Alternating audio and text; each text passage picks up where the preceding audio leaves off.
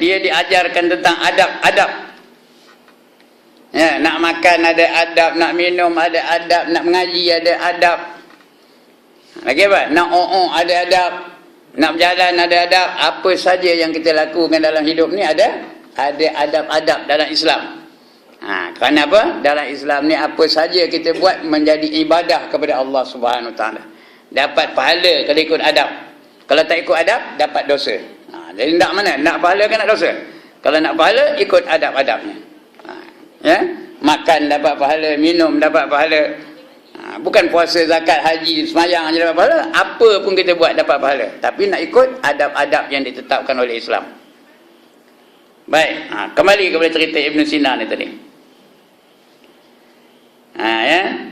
Dan dari masa kecil lagi sudah memperlihatkan kecerdasan otak dan akalnya sesuai dengan tradisi kaum muslimin.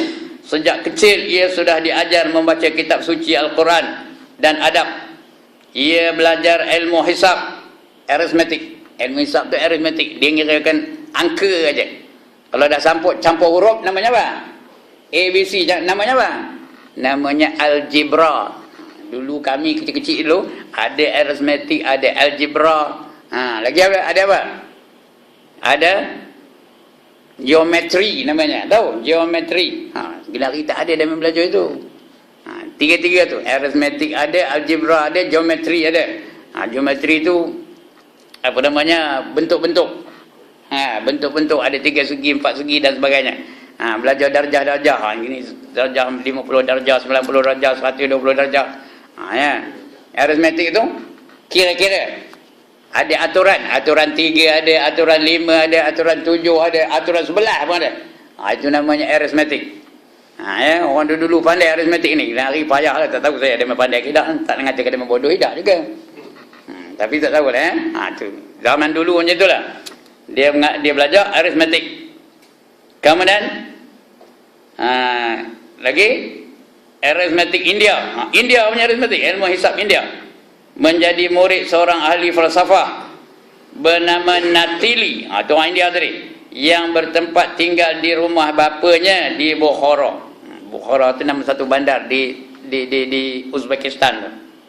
Kita hari siapa nak pergi Uzbekistan bolehlah melawat Bukhara tu, boleh nampak, boleh melawat apa namanya kubur Imam Bukhari yang berasal dari Bukhara. Kemudian belajar ilmu kedoktoran. Dia ni doktor yang terkenal, ahli bedah yang terkenal ni, Ibn Sina ni. Kemudian belajar ilmu kedoktoran tanpa seorang guru, tak ada guru pun. Dia main apa? Main cuba-cuba. Cuba ini. Kemudian dia tulis, ini ubat ini caranya, ubat ini caranya. Sehingga dia menjadi seorang doktor yang terkenal. Itu dia orang dulu punya handai ya. Tanpa seorang guru dan masih berumur amat muda. Masih itu umurnya muda benar, iaitu belasan tahun. Ia sudah mengunjungi orang-orang sakit untuk mengobatinya. Orang pun percayakan dia walaupun dia muda. Bila ada sakit, jumpa dia. Bila ada sakit, jumpa dia. Bila ada sakit, jumpa dia. Kerana dia memang pakarnya. Kita ni tak ada pakar sebab kita tak tahu mengubat orang. Walaupun ada orang datang jumpa kita, saya ada juga orang jumpa saya. Minta ayuh lah, tak jampikan lah. Kadang isteri nak bersalin, saya di hospital itu ngantuk orang rumah saya bersalin. Datang orang bawa botol, mau ayuh, tolonglah ustaz, jampikan. Puan saya nak bersalin, kata. Bagi mudah sikit, kata. Punya lebih bingung. Kalau saya pandai, takkan ngantuk isteri saya ke hospital. Tapi saya baca kalau juga orang minta, kita baca kalau juga ya. Pasal saya ni ada muka tok bawang agaknya lah ya. Ada tak muka saya muka tok bawang? Ada. Lepas tu saya jampi kena juga ya. Lepas tu bagi dia RM5. Jorongin lah. Tu dah. Jadi lain kali tak payahlah jumpa saya ya. Apa-apa pun. Tapi kalau minta doa boleh, jampi tak boleh, doa boleh, insya-Allah boleh doakan ya. Okey. Ia mempelajari mata fizik. Metafizik, META itu sebenarnya ini metafizik katanya. Yaitu teori Aristoteles. Aristotle tu kita selalu baca Aristoteles. dengan sukar sekali. Walaupun susah tapi dia boleh belajar. Menurut ucapannya sendiri, sampai 40 kali ia berulang-ulang membaca buku Aristotle itu. Ia tidak dapat mengerti juga. Baca tak dapat, baca tak dapat, baca tak dapat, sampai 40 kali. 40 kali baru dapat. Kalau kita 2 kali, 3 kali, lepas itu dah lah. Lepas itu dah lah jemu. Dia lah tak dapat ya. Tapi dia ni 40 kali. Sampai dia dapat juga. Akhirnya dengan pertolongan buku-buku yang dikarang oleh Al-Farabi. Farabi ini salah seorang lagi doktor Islam yang terkenal ya, dan juga ahli falsafah yang terkenal. Ia dapat memahami perkara ataupun pendapat-pendapat Aristotle sampai sedalam-dalamnya. Ya, sampai dia dapat memahami sedalam-dalamnya kefahaman Aristotle itu. Yang paling menonjol ialah ilmu kedoktorannya. Ibn Sina ni terkenal dengan kedoktorannya. Dia falsafahnya ada juga, tapi tidak begitu terkenal dengan falsafah. Tapi dia lebih terkenal dengan ilmu kedoktorannya. Sampai ia menjadi doktor keluarga raja. Sampai raja pun percaya kepada dia. Dia menjadi doktor peribadi raja. Macam Pak Belalang sampai jadi nujum di raja ya. Punya handai nujumnya. Tapi itu wayang dia, bukan betul ya. Ini betul punya cerita. Sampai dia jadi doktor peribadi raja. Ia dapat menyembuhkan Sultan Bukhara yang bernama Samanid. Samanid kata nama sultan tu. Dia dapat menyembuh penyakit sultan tu. Kemudian Nuh tu anak Mansur, sultan juga, dan akhirnya menjadi teman akrabnya. Nuh tu menjadi teman akrab dia, kawan baik dia. Keluarga dia raja juga tu. Di saat itulah terbuka kesempatan baginya untuk membaca semua buku-buku yang terdapat di perpustakaan raja. Raja ni dia ada perpustakaan, banyak buku dalamnya. Maka di situlah dia mentelaah buku-buku tu. Rajinnya dia seorang. Ya? Dia self resilient. Dia seorang je. Tak ada bergantung kepada sesiapa. Dia baca sendiri, faham sendiri, amalkan sendiri. Ya. Di saat itulah terbuka kesempatan baginya untuk membaca semua buku-buku yang terdapat di perpustakaan raja. Ilmu pengetahuannya semakin meningkat dalam banyak bidang. Dia mengembara ke banyak daerah, menambah ilmu pengetahuan. Ia mengarang banyak sekali buku-buku sehingga ia mendapat gelar syekh. Dah tahu guru besar. Syekh itu artinya guru maha besar lah ya, syekh. Kalau dah hebat benar tu bagi syekh je. Sekarang tu banyak Syekh Habib ini, Habib ini, Habib nak. Syekh lah tu. Syekh Nuruddin Al-Banjari. Ada pernah nama tu? Syekh Nuruddin Al-Banjari. Syekh Daud Fatani. Lagi? Syekh apa lagi? Yang moden-moden ni. Kita ni pun kalau dah pandai boleh lah panggil syekh. Sampai dapat gelaran syekh tu. Kalau senang dapat gelaran syekh tu atau guru besar. Dalam ilmunya tentang kedoktoran, dia mengarang ratusan buku yang dinamakan Al-Qanun Fit Tib. Al-Qanun Fit Tib. Tib itu artinya perubatan, doktor ya, tabib. Itu perkataan tabib tu. Yang amat masyhur di dalam dunia barat. Barat pun merujuk kepada buku dia dengan namanya Canon of Medicine. Canon of Medicine. Canon tu merayam. Merayam perubatan. Artinya dia ni ada menaruh senjata melawan penyakit-penyakit yang dulu-dulu ni kira sangat sangat misteri, tapi Ibn Sina ni boleh melawan penyakit itu. Kita kata canon tu.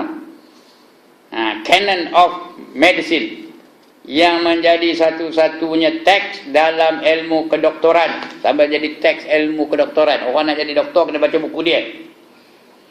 Dalam 4 abad. 4 abad tu, 4 abad berapa lama? 1 abad berapa tahun? 100 tahun. 4 abad 400 tahun. Dia ada mati, bukunya masih lagi dirujukkan. 4 abad lamanya. Ya. Selama abad tengah tu, abad yang tengah-tengah tu ya. Buku-bukunya yang amat masyhur ialah Asy-Syifa. Asy-Syifa tu artinya ubat, perubatan. Asy-Syifa. Ini apa ubatnya? Apa ubatnya? Dalam putih the cure. What is the cure for influenza? Macam tu ya. The cure. Ataupun nayat. Nayat itu artinya healing. Artinya apa artinya healing? Healing apa artinya? Menyembuh, penyembuhan. Itu healing. Kitab Al-Isyarat At-Tanbihat, Isyarat At-Tanbihat, itu kitab filsafat. Ya, ataupun kitab filsafah. Filsafah penyakit ini, macam mana ubatnya, ini apa ubatnya, ada. Begitu juga tentang roh. Tentang roh, dia banyak ngarang buku tentang roh. Logika, tentang logik akal. Kimia, tentang perubatan, ubat-ubatan dan lain-lain. Itu nama buku yang dikarang oleh Ibn Sina. Nampak? Tak payah belajar. Sehingga dia menjadi rujukan kepada ramai doktor-doktor yang lain. Tentang psikologi. Psikologi ni apa? Ilmu jiwa. Itu psikologi. Ibn Sina mempunyai ajaran yang sangat teratur. Carefully systemized. Dia pandai komputer GB Arifin tau. Ya? Carefully systemized. Carefully itu dengan berhati-hati, benar-benar. Systemized tu di apa nak cakap Melayu ni, systemized yang disistemkan. Diaturkan mengikut aturan-aturan yang tertentu. Itu systemized. Makhluk yang hidup serta fungsi masing-masing dibagi di dalam beberapa kelas secara metodik. Secara metodik itu secara metode tertentu. Sebagai berikut. Ada 3 macam kemampuan, iaitu kemampuan tumbuh-tumbuhan, kemampuan binatang dan kemampuan manusia. Tumbuh-tumbuhan ini kemampuannya, binatang ini kemampuannya, manusia pula ini kemampuannya. Kemampuan tumbuh-tumbuhan atau alam mempunyai fungsi, iaitu fungsi memberi makan dan minum diri. Alam tu dia boleh mencari makan sendiri, boleh mencari minum sendiri. Aqua itu menjalan, mencari makanan dan mencari minuman. Itu fungsi tumbuh-tumbuhan. Ada aqua hidup dia. Ada air dekat aqua tu hidup dia. Tapi kalau tak ada air, tak adalah. Menjalur aja aqua tu, mencari air. Begitu juga mencari makan, mencari baja dan sebagainya. Itu fungsi tumbuh-tumbuhan. Sekarang ni kita tahu dah, tak payah khabar dah tahu dah. Ini zaman itu kena dikaji selidik. Itu yang dikajinya tumbuh-tumbuhan dan mana fungsi dah. Untuk tumbuh-tumbuhan, iaitu dia boleh mencari minum sendiri. Fungsi untuk tumbuh menjadi besar sampai tingkat kematangan, dan fungsi untuk berkembang biak atau menghasilkan turunan. Itu apa tumbuh-tumbuhan. Dia boleh biak, boleh tumbuh, boleh beranak-anak. Itu sebab mula asalnya pokok je, itu dah banyak macam pokok pisang tu. Itu fungsinya. Kemudian sedangkan kemampuan binatang pula mempunyai 2 fungsi, iaitu fungsi penggerak dan fungsi berkeinginan dan perasaan. Walaupun binatang ada perasaan juga. Fungsi penggerak mengandung kekuatan, keinginan dan mempengaruhi. Itu penggerak dia. Sebab kalau dia garang, orang takut ke binatang tu. Kalau dia garang, dia ganas, orang takutkan dia. Dia ada fungsi menggerunkan orang lain.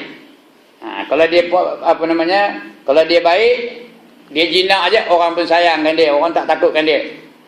Macam kobra tu, mana orang takut burung bangau pun tak takut dengan kobra, nampak? Pasal dia ada fungsi situ. Tapi burung bangau nak dia dekat dengan singa, nak dekat dengan rimau, tak naknya. Tapi dengan kobra dia dekat, dengan lembu dia dekat. Dia tahu fungsi-fungsinya. Kerana dia tahu binatang pun ada perasaan. Iaitu fungsi penggerak dan fungsi berkeinginan dan perasaan. Binatang ada keinginan tak? Kalau tak ada keinginannya, tengok depan kita aja dia tak tuala apa pun ya. Dia bercampur antara jantan dengan betina tu depan kita aja. Dia bukan malu, dia ikut keinginan dia aja. Ikut naluri keinginan semula jadinya. Itu binatang. Ada fungsinya. Kemudian fungsi penggerak mengandung kekuatan keinginan dan mempengaruhi. Sedangkan keinginan itu ada yang berfungsi menarik dan ada pula yang berfungsi menolak. Sedangkan fungsi perasaan pada binatang itu ada yang bersifat external di luaran, dan ada pula yang intern apa? Dalaman. Luaran dan dalaman. Extern ialah panca indera, penglihatan, pendengaran, bau, rasa, lidah dan raba. Itu binatang ya. Ada rasa itu. Sedangkan yang intern tu ialah perasaan biasa untuk bertindak sesudah menginderaan dengan salah satu indera Ya, yang 5 tadi, dia ada 5 panca indera juga. Panca indera rasa, panca indera nampak, panca indera dengar. Dan panca indera apa? Rasa dengan kulit dan sebagainya. Dan panca indera bau. Ada 5 panca indera, 5 senses. Perasaan biasa ini terletak di bahagian depan dari otaknya. Sampai itu pun dia dikaji oleh Ibn Sina tu. Segala sikap dan tindakan gerak binatang-binatang itu semuanya bersifat instinktif. Apa arti instinktif? Ikut kehendak semula jadi, ikut naluri semula jadi. Binatang ni dia semula jadi apa? Nak makan, nak minum, nak berkelamin. Itu semula jadi instinktif. Semua orang ada insting, ikut semula jadi, kehendak semula jadi dia. Tidak bersifat intelektual, dia tak ada gunakan akal. Dia ikut apa? Insting saja. Ikut naluri dia, dia tak ada pula gunakan akal. Jadi kita gunakan akal, tengok burung tu terbang, macam mana nak nangkap ni? Kita gunakan akal. Macam mana nak nangkap kempung? Sudah tak tahu dah mana nangkap burung. Tidak. Itu sebab jangan duduk dalam pekan, duduk kampung tahulah macam mana nangkap burung. Buat apa? Buat jebak. Dia cari umpan tu. Kata burung apa ni, burung apa ni? Burung terkukar ke burung apa ke? Dia pun datanglah dekat. Itu menggunakan intelek kita, menggunakan otak. Ikan dalam air, dia nak nangkapnya terjun ke? Dia nak nangkapnya? Cari umpan, cacing ke, anak ikan ke, apa itu? Pancinglah. Itu menggunakan intelektual. Menggunakan akal. Binatang mana ada gunakan akal? Itu sebab manusia boleh nangkap ikan dalam air, boleh nangkap burung yang terbang, boleh nangkap binatang-binatang buas, kerana mereka banyak menggunakan intelektual. Intelek dia tu. Tidak bersifat intelektual. Binatang ni instinktif aja. Macam rimau tu, dia nak makan apa buat? Apa buat? Nokam aja kerjanya, ngejar aja. Rusa lah dikejarnya, pelanduk lah dikejarnya. Itu rimau. Dia mana ada akal nak nyerat, kita tahunya. Dia semua ikut instinktif. Sedangkan manusia tu banyak ikut intelek dia, ikut otak dia, ikut pemikirannya. Tidak bersifat intelektual, kesedaran dan pengertian. Dan dari sinilah timbulnya kecerdasan bagi beberapa macam binatang-binatang. Itu sebab rimau tu laju, kukunya kuat, giginya kuat. Dia ikut insting dia. Kura-kura itu slow tapi kulitnya tebal, keras. Memang dia jadi ikut insting itu, ikut semula jadi dia. Tikus itu dia jadikan dia laju, boleh menyorok, mengata-kata lubang-lubang tu tak dapat nak tangkap. Tupai boleh melompat dan sebagainya. Itu binatang, ikut instinktif. Sedangkan manusia dia ikut pemikirannya, dia pandai memikirkan. Dan dia boleh mencipta pula alat-alat untuk menyenangkan kehidupannya. Sebab yang ada alat hanya manusia saja. Walaqad karramna bani Adam wa hamalnahum fil barri wal bahr wa razaqnahum minat thayyibat, kata Allah dalam Quran. Sesungguhnya kami hendak memuliakan anak Adam, dan kami beri mereka tunggangan di daratan dan di lautan, dan kami beri mereka rezeki yang baik-baik. Yang paling menonjol, yang paling banyak alat-alat manusia lah. Dibagi kenderaan, di daratan ada kenderaan, di lautan ada kenderaan, sekarang ni di udara pun ada kenderaan. Yang ada kenderaan manusia aja. Binatang mana ada kenderaan? Gajah ada kenderaan, malahan dia jadi kenderaan. Rimau ada kenderaan, singa ada kenderaan. Yang ada kenderaan manusia aja. Tokar ada, motor ada, bas ada, lori ada, sampan ada, rakit ada. Lagi apa? Kapal terbang ada, helikopter ada, balon ada, semua boleh jadi kenderaan. Itu manusia. Wa razaqnahum minat thayyibat, dan diberi mereka rezeki yang baik-baik aja. Rezeki antara rimau dengan orang, mana elok rezekinya? Rimau ke orang? Orang lah elok rezekinya. Nasi aja ada berapa jenis nasi? Nasi minyak, nasi dagang, nasi lemak, nasi goreng. Nasi goreng ada berapa jenis nasi goreng? Nasi goreng kampung, nasi goreng Cina, nasi goreng Pattaya, Nasi goreng paprik, nasi goreng USA pun ada. Nampak? Itu manusia. Roti ada berapa jenis roti? Roti nan, roti capati, roti apa lagi? Roti martabak. Berapa jenis roti? Minuman ada berapa jenis minuman manusia? Berapa jenis minuman manusia? Tak terbilang. Milo, Ovaltine, kopi, teh. Kopi pula macam-macam jenis kopi. Kopi apa? Cengkudu kopi. Kopi jande nampak. Dia dengar kopi jande aja ya. Sikit banyak jenis kopinya. Lagi kopi apa lagi? Kopi super hebat. Kopi raja herba. Kenapa dah ada kopi raja herba tau? Tak mana rasa tak, saya belum pernah masuk lagi. Sikit banyak ke makanan manusia. Dibandingkan dengan ular makan apa? Rimau makan apa? Gajah makan apa? Malah jin makan apa? Jin makan apa? Tulang aja makannya. Itu jin. Manusia tengok semua lantaknya, tulang pun lantak dia manusia juga. Itu hebatnya manusia tu. Sebab itu Allah jadikan akal bagi manusia. Dan dari naluri serigala, dari naluri itu bukan serigala tadi sebagai contoh, kambing dapat menghindarkan dirinya dari bahaya serigala. Begitu juga binatang-binatang lain. Dan dari naluri ini pula lah binatang-binatang juga mempunyai kemampuan mengingat, iaitu memory, iaitu kekuatan yang terletak di belakang otaknya. Sebab itu binatang diingatannya kuat. Gajah tu kuat ingatannya tau. Hari kita nanya gajah, dia ingat tau. So dia balasnya. Hanya manusia yang mempunyai kecerdasan intelek dan intelligence. Intelek tu yang otak tu lah ya. Intelligence tu kekuasaan ataupun berfungsinya otak tu. Kecerdasan manusia dibaginya ke dalam dua bahagian, iaitu aktif ataupun praktikal. Sedang yang kedua bersifat spekulatif. Apa tu spekulatif? Speculate. Apa tu speculate? Teka-teka. Agak-agak buat speculate aja Malah kau nak hujan, itu speculation namanya. Itu sifat manusia tu. Dia suka speculate, suka menyebarkan kabar angin. Itu speculate. Yang spekulatif.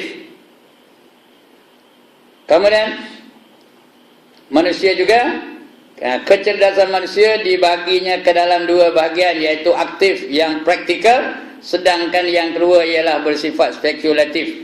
Kecerdasan yang aktif itulah yang menentukan moral seseorang manusia, sedangkan yang spekulatif itu menentukan teori-teori dan idea-idea. Ni id. Tu orang Indonesia ada, dia sebut ID, kita sebut idea, dia sebut id kena. Ide. Id ke ide. Yang ni dua i nya, I-D-E-E. Macam mana nyebutnya? Id ke ide? Saya lebih cenderung nyebut ke ide. Itu bahasa Indonesia tu. Yang sebenarnya idea, bahasa Inggerisnya idea. Dari seorang manusia. Sedangkan ide itu ada 3 pula macamnya, iaitu kecerdasan untuk mengetahui, kecerdasan untuk memiliki, dan kecerdasan untuk memperbedakan antara berbagai-bagai bentuk atau rupa. Ini teori-teori belakang. Ini payah nak faham ya. Ini mengikut pandangan siapa? Ibnu Sina. Dan inilah yang dinamai kecerdasan yang sempurna. Akhirnya mengenai roh. Ini yang penting ini. Tajuk kita ni yang ini yang pentingnya. Yang tadi itu untuk menerangkan kebijaksanaan Ibn Sina aja. Dan kebijaksanaan manusia lain. Yang ini yang penting untuk roh manusia tu.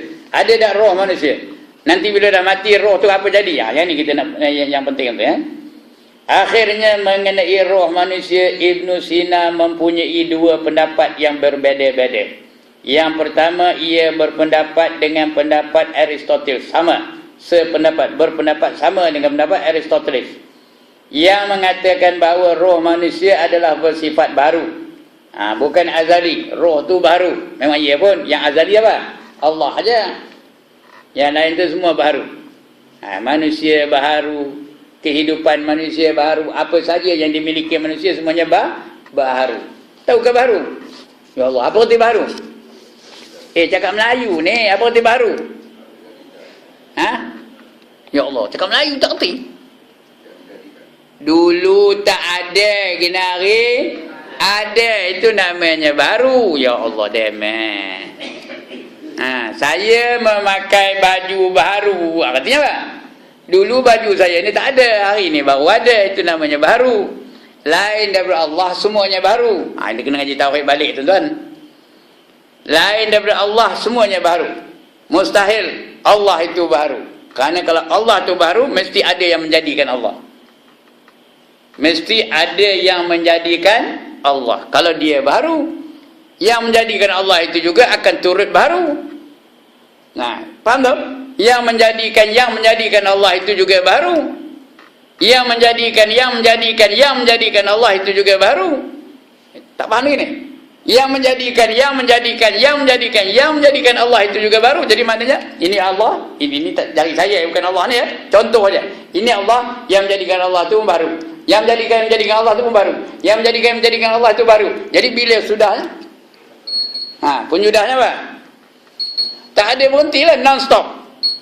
Tak ada permulaan, tak tahu mana puncanya. Dalam tauhid kalau kita tak tahu mana puncian itu namanya tasalsul namanya. Tasin lam sin lam. Tasalsul namanya dalam ilmu tauhid, sebut betul-betul tasalsul. Jangan tersasul, salah. Tasalsul artinya kita tak tahu mana punciannya. Macam jarin tu tak tahu mana punciannya. Ini dia berkait rapat antara satu sama lain. Jadi mustahil tu. Mustahil tasalsul ya. Jadi semuanya selain daripada Allah semuanya baru. Yang tak baru hanya Allah Ta'ala. Allah tu tak pernah tak ada. Sentiasa ada. Sabit adanya Allah itu. Every minute, every second. Dulu, kini dan selama-lamanya ada.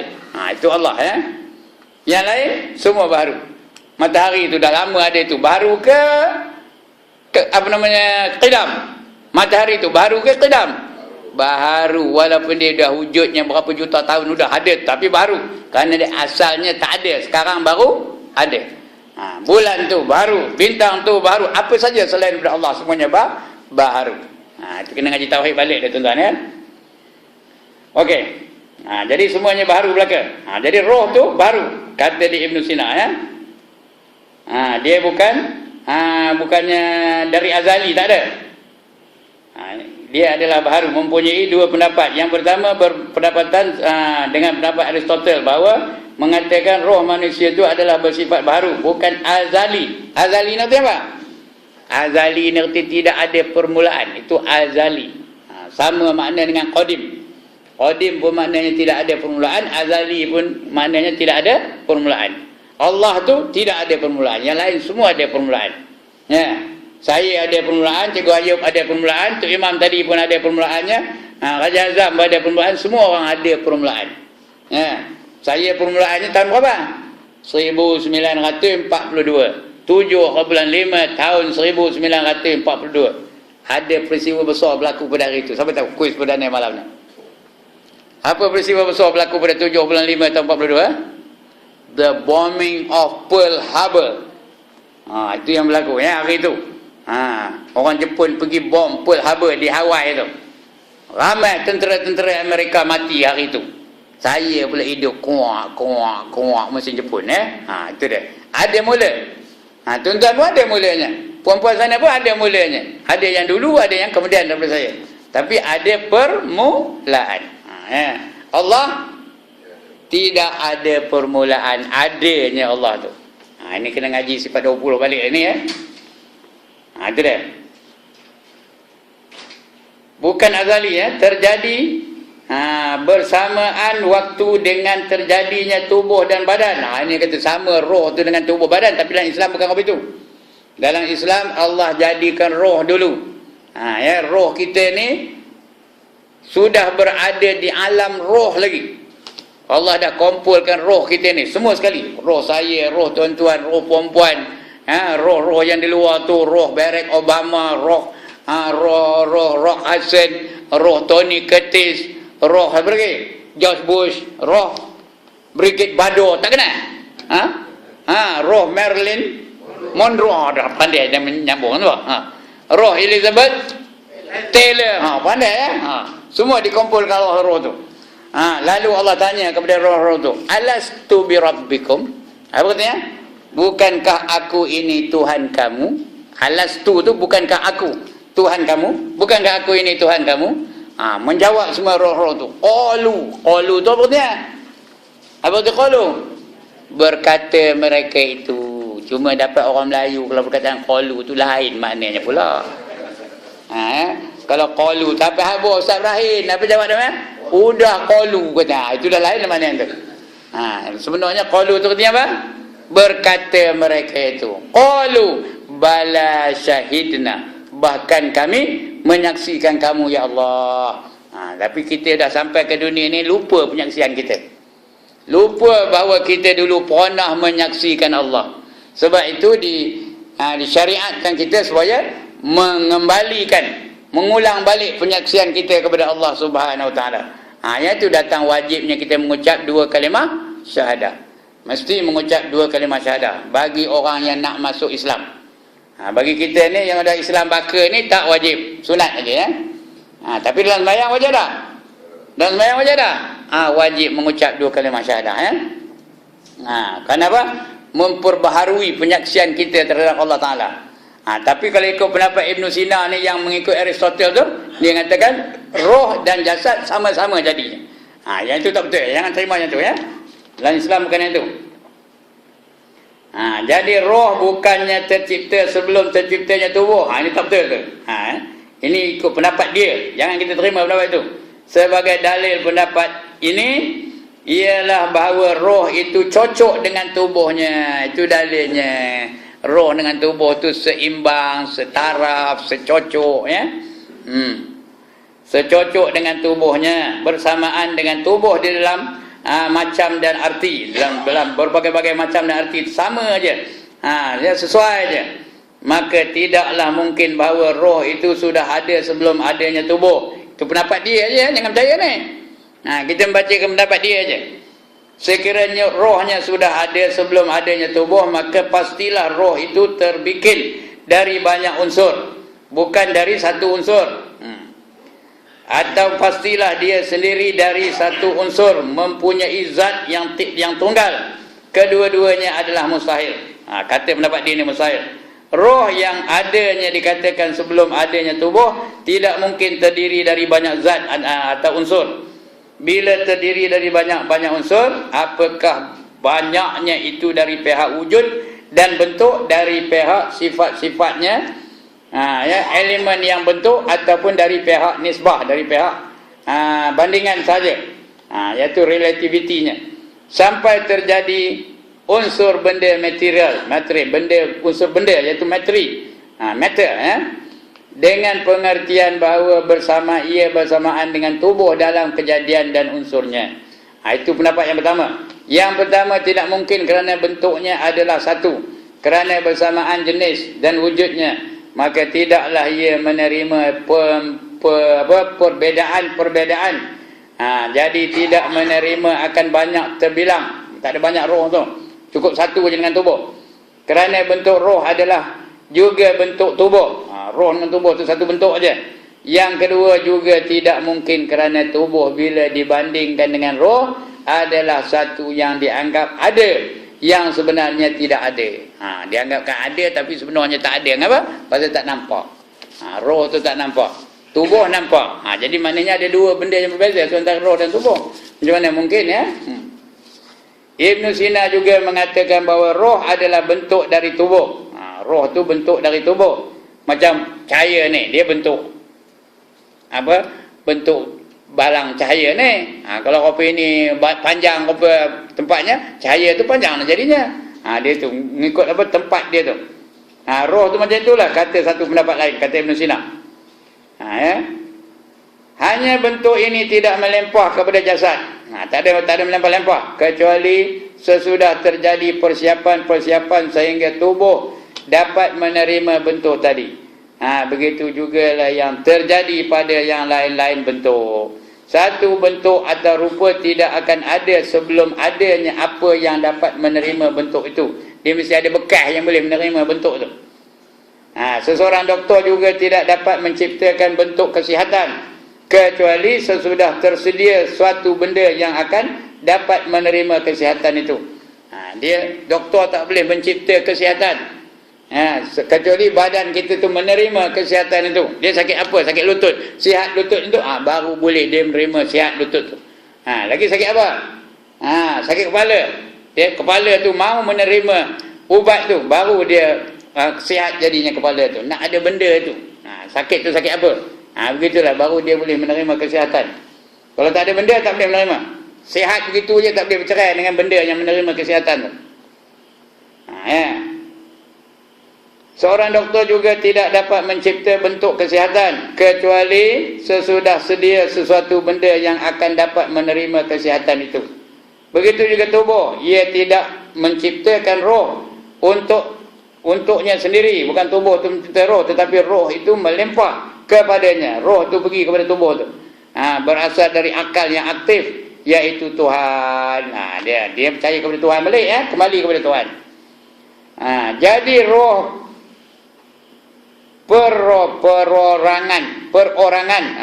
perorangan adalah terjadi bersamaan dengan menjadinya badan. Bersamaan dengan terjadinya badan, kerana ia bersamaan dengan badan itu dalam jenis dan bentuk. Ini pendapat dia. Roh terjadi di saat terjadinya tubuh yang layak untuk roh itu. Tubuh menjadi daerah kekuasaannya dan alatnya. Kemudian berpengaruh pula dengan penilaian Ibn Sina, berpendapat, ada yang berpengaruh dengan pemikiran Ibn Sina ni, pendapat yang mengatakan bahawa roh manusia itu diturunkan dari alam yang tinggi. Tetapi ia ragu-ragu menetapkan perhubungan antara roh dan jasad. Roh dan jasad tu dia menetapkan itu, ragu-ragu dia, tak tentu, dia tak dapat nak membuat keputusan. Ia mengatakan bahawa roh cocok dengan tubuh dalam jenis dan bentuk. Jadi roh itu adalah satu kekuatan di antara kekuatan-kekuatan yang ada pada tubuh, yang terjadi dari unsur tubuh sendiri, unsur yang dapat dirasa dan diraba. Tubuh tu boleh dirasa, boleh diraba, roh tak boleh. Tetapi kemudian itu Ibn Sina mundur lagi dari pendapat itu. Dia tak ambil lagi pendapat itu, dan mengatakan bahawa roh melempah ke tubuh dari akal yang aktif. Dah dari akal buat begini. Mereka dia main teka-teka aja dulu. Dia bukan dapat kepastian yang sebenarnya. Dan kemudian mengatakan pula bahawa roh itu terjadi bersamaan waktunya dengan terjadinya tubuh dan cocok untuk dia. Sebenarnya kita tak tahu tentang roh ni. Allah dah sebut dalam Quran, yas'alunaka 'anir ruh, kata Allah. Mereka akan bertanya kepada kamu tentang apa? Tentang roh. Qulir ruh min amri rabbi. Katakan bahawa roh itu dari urusan daripada Tuhan aku. Itu dia. Sebenarnya kita tak tahu sikit benar ilmu kita tentang roh. Wa ma utitum minal ilmi illa qalila. Dan aku tidak beri kamu ilmu tentang roh tu melainkan apa? Melainkan hanya sedikit aja, tak banyak. Jadi Ibn Sina ni banyak ambil pendapat ini tentang roh. Kebanyakannya tak betul. Pasal roh tu memang Allah jadikan sebelum tubuh ni lagi. Dan kemudian ia mengatakan pula bahawa roh tu terjadi bersamaan waktunya dengan terjadinya tubuh yang cocok untuk dia. Jadi Ibn Sina selalu diliputi oleh debat. Banyak yang mendebat dia. Debat tu tentulah dia tak setuju bahawa ada debat. Kalau setuju semua, tak ada namanya debat ya. Dalam logikanya tentang keazalian roh. Katakan roh tu baharu atau azali. Itu banyak tu ya. Keazalian roh manusia dan kebaharuannya. Sebagai lain-lain ahli fikir juga, macam ahli fikir yang lain-lain juga banyak perbahasan tentang roh tu. Ia belum mendapat kesimpulan yang tegas. Sampai hari ini dia belum dapat kesimpulan yang tegas dalam masalah roh ini, hingga benar-benarlah apa yang difirmankan oleh Allah bahawa masalah roh itu adalah rahsia yang hanya Tuhan saja yang mengetahuinya. Jadi kesimpulannya roh tu kita tak tahu yang tepatnya macam mana, tak ada. Yang tahu siapa?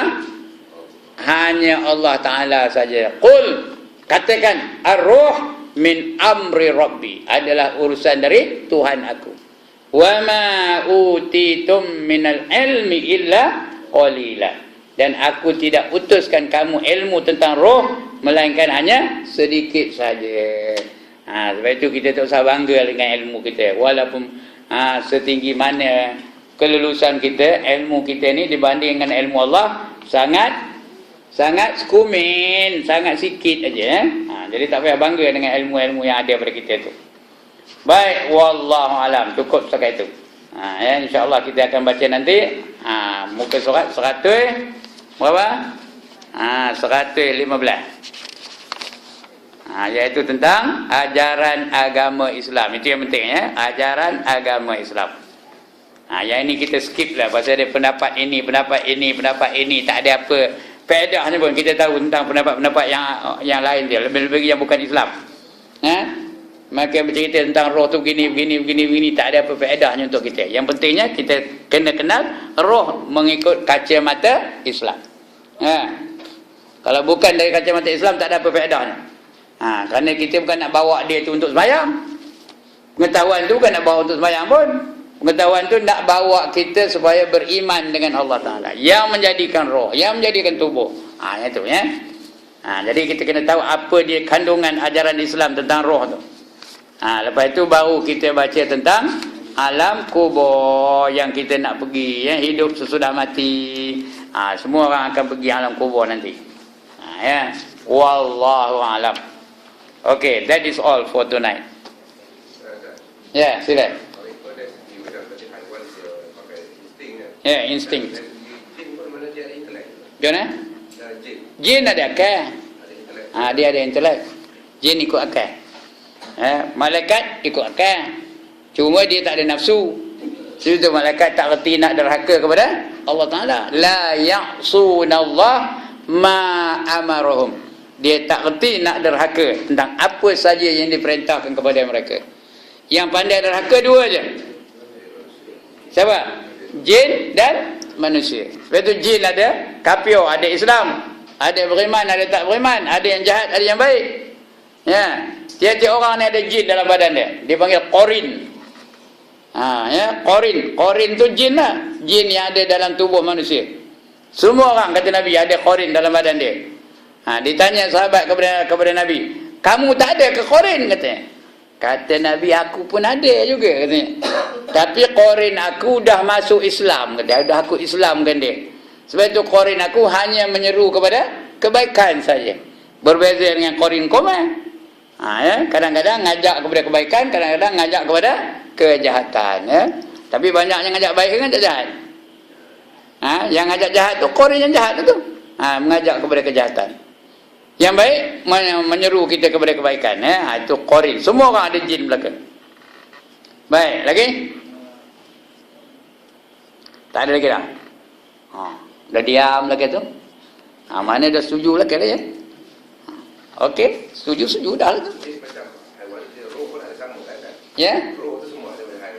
Ada.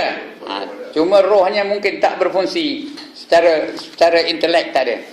Ya? Roh ada, nyawa ada. Roh tu sama arti dengan nyawa. Ya, asal benda tu bernyawa. Ya. Asal benda tu makhluk dia ada nyawa. Bila ada nyawa dia hiduplah. Kerana semua makhluk yang hidup dia ada nyawa. Kullu nafsin za'iqatul maut. Tiap-tiap yang bernyawa pasti akan merasa mati. Ya. Semuanya akan mati. Kerana dia ada nyawa. Ya, tumbuh-tumbuhan tu pun ada nyawa. Binatang pun ada nyawa. Ya, semuanya ada nyawa. Lagi? Tak ada? Okey, sekian dulu. Ampun maaf ya. Macam pandai benar pula saya. Padahal bukan pandai pun. Apa pun tak. Action aja lebih. Gaya aja macam pandai. Tapi tak ada pandai. Yang ada lah Malik ada. Lawan gaya tu. Kawan dengan gaya tu ada ya. Okey, sekian dulu tuan-tuan dan puan-puan. Ampun maaf.